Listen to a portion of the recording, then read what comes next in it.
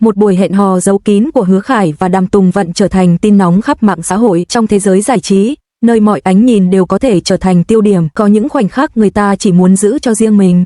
Một buổi tối yên tĩnh, một không gian bình thường, hai con người cố gắng hòa vào đám đông, nhưng đôi khi, chính những điều bình thường nhất lại trở thành tin nóng lớn nhất. Không phải nhà hàng sang trọng, không phải nơi nổi tiếng, chỉ là một quán ăn nhỏ nằm trong con phố ít người qua lại.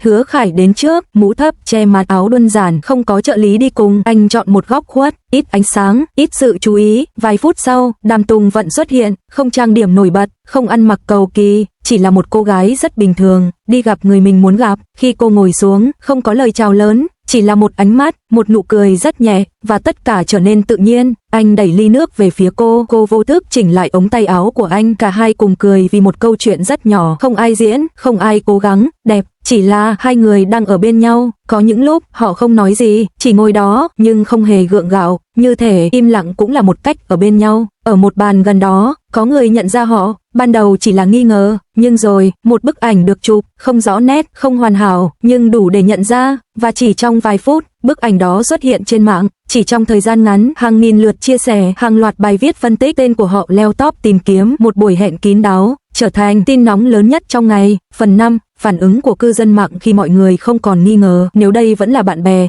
thì tôi không biết tình yêu là gì nữa. Họ không cần phải hoàn hảo, chỉ cần thật như vậy là đủ. Hãy để họ có không gian riêng, họ cũng chỉ là con người. Phần 6, khoảnh khắc rời đi điều khiến mọi người nhớ mãi. Khi buổi hẹn kết thúc, họ đứng dậy, không nắm tay, không ôm, nhưng Hứa Khải đi chậm lại một bước, đợi cô, và khi ra khỏi cửa, anh khẽ đưa tay ra sau lưng cô, không chạm hẳn, chỉ như một phản xạ bảo vệ. Một chi tiết rất nhỏ, nhưng khiến hàng triệu người phải nói đây là tình yêu, không phải vì họ nổi tiếng, mà vì không hào nhoáng, không kịch bản, không diễn, không cố gắng. Ai cũng từng muốn một buổi tối đơn giản, một người bên cạnh và một cảm giác bình yên. Kết, khi một buổi hẹn nhỏ trở thành câu chuyện lớn, buổi hẹn đó có thể chỉ kéo dài vài giờ, nhưng dư âm của nó kéo dài rất lâu, bởi vì giữa một thế giới ồn ào, hình ảnh Hứa Khải và Đàm Tùng Vận ngồi cạnh nhau trong một quán ăn nhỏ lại khiến người ta cảm thấy tình yêu không cần phải lớn, chỉ cần đủ thật. Và có lẽ chính sự giản dị đó đã biến một buổi hẹn giấu kín thành một câu chuyện mà cả thế giới muốn nhớ mãi. Tin tức bùng nổ chỉ sau vài giờ, nhưng với họ, mọi thứ bắt đầu từ một thông báo rất nhỏ. Đó là quản lý của Hứa Khải, một tin nhắn ngắn, có ảnh rồi, đang lan nhanh. Anh đọc, không trả lời ngay, chỉ nhìn màn hình một vài giây, rồi tắt điện thoại, không hoảng loạn, không vội vàng, chỉ là một sự im lặng rất dài. Đàm Tùng Vận nhận được tin sau đó, cô mở bài viết, xem bức ảnh, rồi dừng lại, không sốc, không giận dữ, chỉ thở nhẹ. Cuối cùng, vẫn bị phát hiện rồi, không phải là sợ, mà là một cảm giác đã đoán trước từ lâu. Tối hôm đó, họ gọi cho nhau, không phải để bàn cách giải quyết ngay, mà chỉ để xác nhận rằng người kia vẫn ổn. Anh hỏi, em ổn không? Cô trả lời, em ổn. Một câu trả lời rất ngắn, nhưng đủ để anh hiểu cô đang cố mạnh mẽ. Điều họ nghĩ đến đầu tiên không phải danh tiếng, sự nghiệp hay dư luận, mà là người còn lại. Anh lo liệu cô ấy có bị chỉ trích không? Cô nghĩ liệu anh có bị ảnh hưởng không? Giữa cơn bão thông tin, điều họ quan tâm nhất vẫn là nhau. Ngày hôm sau, họ gặp nhau, không ở nơi đông người, chỉ là một không gian yên tĩnh. Khi nhìn thấy nhau, không có lời chào lớn, chỉ là một ánh mắt, nhưng lần này, ánh mắt đó chứa nhiều điều hơn, lo lắng, quan tâm và một chút mệt mỏi. Anh hỏi, chúng ta nên làm gì? Không phải với tư cách một người nổi tiếng, mà là một người đang yêu. Cô im lặng, rồi nói, anh muốn thế nào? Anh không trả lời ngay, rồi khẽ nói, anh không muốn giấu nữa, nhưng anh cũng không muốn em bị tổn thương. Một câu nói đơn giản, nhưng là tất cả những gì anh nghĩ. Họ không đưa ra quyết định ngay, không họp báo, không phản hồi lập tức, chỉ chọn ở bên nhau, trước khi đối diện với cả thế giới. Trước khi rời đi, Hứa Khải nắm tay cô, không phải trước ống kính, không phải để chứng minh điều gì, chỉ là một cái nắm tay rất nhẹ, nhưng đủ để nói dù chuyện gì xảy ra, anh vẫn ở đây. Kết, khi bị phát hiện không phải là kết thúc, mà là một bước ngoặt. Việc bị chụp lén có thể là điều họ không mong muốn, nhưng nó cũng khiến họ nhận ra không thể mãi trốn tránh, không thể mãi giữ mọi thứ trong im lặng, và quan trọng nhất, họ không muốn buông tay. Có những khoảnh khắc khi thế giới nhìn vào bạn với hàng ngàn câu hỏi, nhưng chỉ cần có một người bên cạnh, mọi thứ trở nên dễ đối diện hơn. Và với Hứa Khải và Đàm Tùng Vận, bị phát hiện không phải là điều đáng sợ nhất, điều quan trọng là sau khi bị phát hiện, họ vẫn chọn ở lại bên nhau.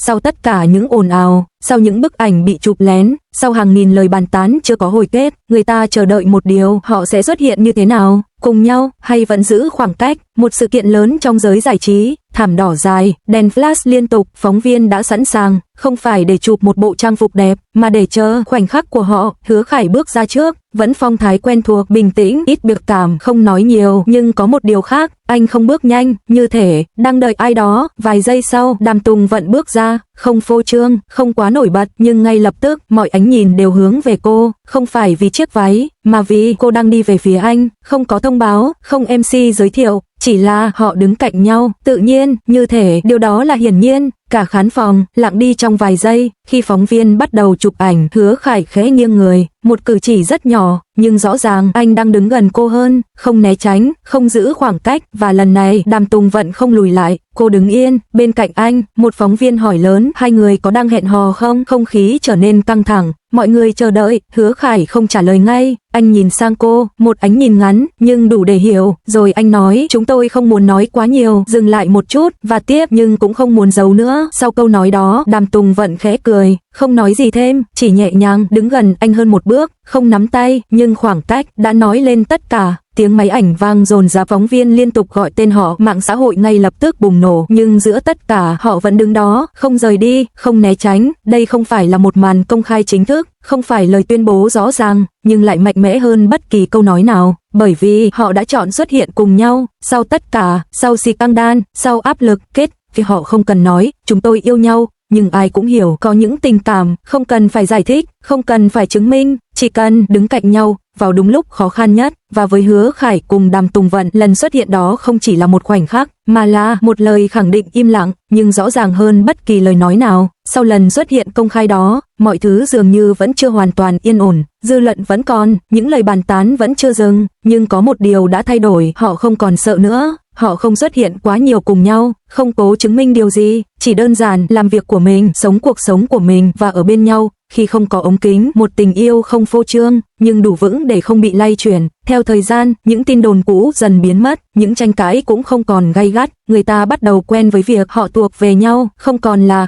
tin nóng, mà là một điều tự nhiên, không phải đám cưới hoành tráng, không phải tuyên bố gây chấn động, chỉ là một ngày bình thường, một buổi chiều yên tĩnh. Đàm Tùng Vận ngồi đọc kịch bản, Hứa Khải ngồi bên cạnh, không nói gì nhiều, chỉ thỉnh thoảng nhìn nhau, mỉm cười và tiếp tục việc của mình. Một khoảnh khắc rất nhỏ, nhưng lại chứa đựng tất cả. Bình yên, anh hỏi, nếu quay lại lúc đầu, em có vẫn chọn như vậy không? Cô không suy nghĩ lâu, chỉ trả lời có, một câu trả lời đơn giản, nhưng là tất cả, không phải vì họ không còn khó khăn, mà vì tin đồn, áp lực, hiểu lầm, dù có lúc mệt mỏi, dù có lúc nghi ngờ, không cần hoàn hảo, không cần được tất cả công nhận, chỉ cần ở bên nhau.